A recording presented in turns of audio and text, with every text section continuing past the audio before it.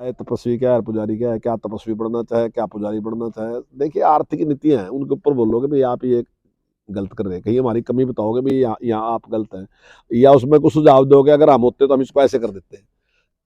अब ये तपस्वी पुजारी अब किसकी समझ में है? आपकी समझ में आ रहा है, आप मुझे समझा दो क्या कहना चाह रहे हो। तो क्या कहें, पूरी कंफ्यूज है। कंफ्यूज व्यक्ति है बिल्कुल, कोई मतलब मैं नहीं समझता कि कोई इतनी लंबी यात्रा के बावजूद भी कोई मैसेज वो पूरे देश में छोड़। अग्निवीर योजना जो है वो किसी सरकार ने नहीं बल्कि अधिकारियों ने बनाई, और पूरी दुनिया में ये देख के कि कम उम्र कितनी है तो वो कम उम्र के नौजवान उसमें रहें, सेना में रहें। इसके लिए सैनिक जो हमारे अधिकारी थे उन्होंने बहुत लंबे टाइम तक एक योजना बनाई कि सरकार के सामने लेके आए कि इस प्रकार की एक योजना हमारे पास है और इस प्रकार की योजना होनी चाहिए, क्योंकि दुनिया में जो उम्र है वो भारत के मुकाबले में कम है, नौजवान है। और ये खासकर विशेष करके ध्यान जब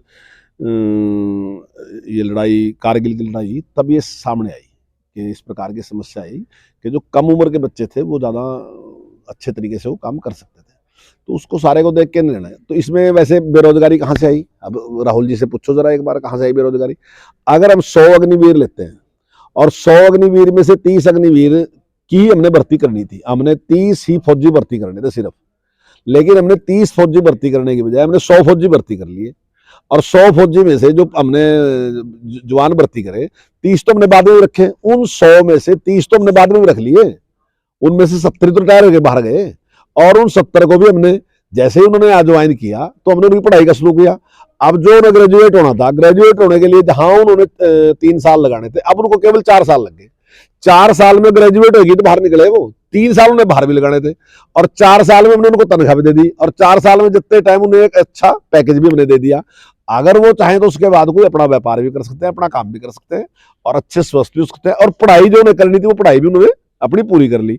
तो इस दौरान अगर उन्हें इतने लाभ हो गए तो क्या नुकसान है, ये राहुल गांधी जी से पूछो क्या नुकसान है, तो वो बताएंगे कि आर्मी कम नहीं कर रहे हम, आर्मी उतनी की उतनी है जितनी पहले थी, आर्मी में कोई फर्क नहीं पड़ने वाला, बल्कि थोड़ी सी बढ़ने वाली है, कोई कम नहीं कर रहे हम तो केवल कुछ जवानों को उनको बल्कि रोजगार भी मिल गया, काम भी मिल गया, उनकी एजुकेशन भी सही तरीके से होगी और अच्छी सेहत भी उनकी अच्छी बड़ी बड़ी बड़ी।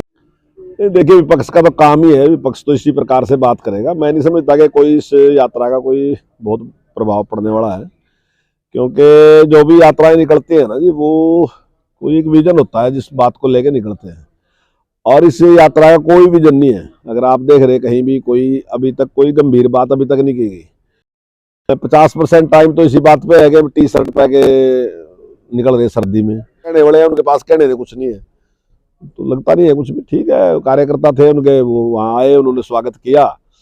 अब वो तो हर आदमी के अपने अपने समर्थक हैं, उनको लेके आए, पानीपत में आए, उन्होंने स्वागत किया, वो बात अलग है, लेकिन कोई समाज पे कोई प्रभाव नहीं है। अगर आप आम आदमी से पूछो तो आम आदमी को ये भी नहीं पता कि यात्रा किस लिए है।